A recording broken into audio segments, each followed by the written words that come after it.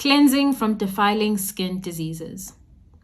The Lord said to Moses, "These are the regulations for any diseased person at the time of their ceremonial cleansing when they are brought to the priest. The priest is to go outside the camp and examine them. If they have been healed of their defiling skin disease, the priest shall order that 2 live clean birds and some cedar wood, scarlet yarn, and hyssop be brought for the person to be cleansed. Then the priest shall order that one of the birds be killed over fresh water in a clay pot. He is then to take the live bird and dip it together with the cedar wood, the scarlet yarn, and the hyssop into the blood of the bird that was killed over the fresh water. 7 times he shall sprinkle the one to be cleansed of the defiling disease, and then pronounce them clean. After that, he is to release the live bird in the open fields. The person to be cleansed must wash their clothes, shave all of their hair, and bathe with water. Then they will be ceremonially clean. After this, they may come into the camp, but they must stay outside the tent for 7 days. On the 7th day, they must shave off all their hair. They must shave their head, their beard, their eyebrows, and the rest of their hair.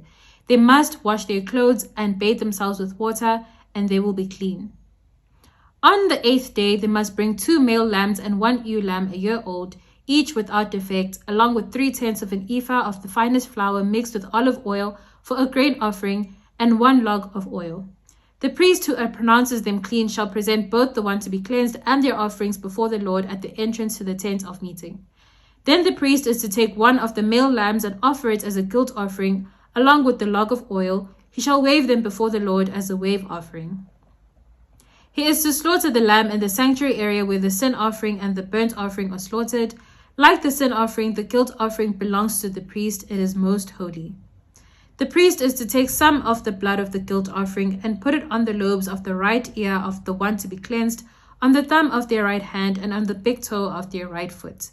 The priest shall then take some of the log of oil, pour it in the palm of his own left hand, dip his right forefinger into the oil in his palm, and with his finger sprinkle some of it before the Lord 7 times. The priest is to put some of the oil remaining in his palm on the lobe of the right ear of the one to be cleansed, on the thumb of their right hand, and on the big toe of their right foot, on top of the blood of the guilt offering. The rest of the oil in his palm the priest shall put on the head of the one to be cleansed, and make atonement for them before the Lord. Then the priest is to sacrifice the sin offering and make atonement for the one to be cleansed from their uncleanness. After that, the priest shall slaughter the burnt offering and offer it on the altar together with the grain offering and make atonement for them, and they will be clean. If, however, they are poor and cannot afford these, they must take 1 male lamb as a guilt offering to be waved to make atonement for them, together with the 1/10 of an ephah of the finest flour mixed with olive oil for a grain offering, a log of oil, and 2 doves or 2 young pigeons, such as they can afford, 1 for a sin offering and the other for a burnt offering. On the 8th day, they must bring them for their cleansing to the priest at the entrance to the tent of meeting before the Lord. The priest is to take the lamb for the guilt offering, together with the log of oil, and wave them before the Lord as a wave offering. He shall slaughter the lamb for the guilt offering and take some of its blood and put it on the lobe of the right ear of the one to be cleansed, on the thumb of their right hand, and on the big toe of their right foot. The priest is to pour some of the oil into the palm of his own left hand, and with his right forefinger sprinkle some of the oil from his palm 7 times before the Lord. Some of the oil in his palm he is to put on the same places he put the blood of the guilt offering, on the lobe of the right ear of the one to be cleansed, on the thumb of their right hand, and on the big toe of their right foot. The rest of the oil in his palm the priest shall put on the head of the one to be cleansed, to make atonement for them before the Lord. Then he shall sacrifice the doves or the young pigeons, such as the person can afford, 1 as a sin offering and the other as a burnt offering, together with the grain offering. In this way, the priest will make atonement before the Lord on behalf of the one to be cleansed. These are the regulations for anyone who has a defiling skin disease and who cannot afford the regular offerings for their cleansing. Cleansing from defiling molds. The Lord said to Moses and Aaron, "When you enter the land of Canaan, which I am giving you as your possession, and I put a spreading mold in a house in that land, the owner of the house must go and tell the priest, 'I have seen something that looks like a defiling mold in my house.' The priest is to order the house to be emptied before he goes in to examine the mold, so that nothing in the house will be pronounced unclean. After this, the priest is to go in and inspect the house. He is to examine the mold on the walls, and if it has greenish or reddish depressions that appear to be deeper than the surface of the wall, the priest shall go out the doorway of the house and close it up for 7 days. On the 7th day, the priest shall return to inspect the house. If the mold has spread on the walls, he is to order that the contaminated stones be torn out and thrown into an unclean place outside the town. He must have all the inside walls of the house scraped, and the material that is scraped off dumped into an unclean place outside the town.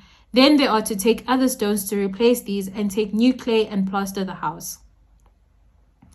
If the defiling mold reappears in the house after the stones have been torn out and the house scraped and plastered, the priest is to go and examine it, and if the mold has spread in the house, it is a persistent defiling mold. The house is unclean. It must be torn down, its stones, timbers, and all the plaster, and taken out of the town to an unclean place. Anyone who goes into the house while it is closed up will be unclean till evening. Anyone who sleeps or eats in the house must wash their clothes.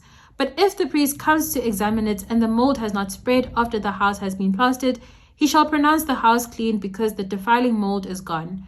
To purify the house, he is to take 2 birds and some cedar wood, scarlet yarn, and hyssop. He shall kill one of the birds over fresh water in a clay pot. Then he is to take the cedar wood, the hyssop, the scarlet yarn, and the live bird, dip them into the blood of the dead bird and the fresh water, and sprinkle the house 7 times. He shall purify the house with the bird's blood, the fresh water, the live bird, the cedar wood, the hyssop, and the scarlet yarn. Then he is to release the live bird in the open fields outside the town. In this way he will make atonement for the house, and it will be clean. These are the regulations for any defiling skin disease, for a sore, for defiling molds in fabric or in a house, and for a swelling, a rash, or a shiny spot to determine whether something is clean or unclean. These are the regulations for defiling skin diseases and defiling molds. That was Leviticus chapter 14. Igama lami unqobile, but you can call me Coco. This is Spiritual Longevity. I will see you tomorrow.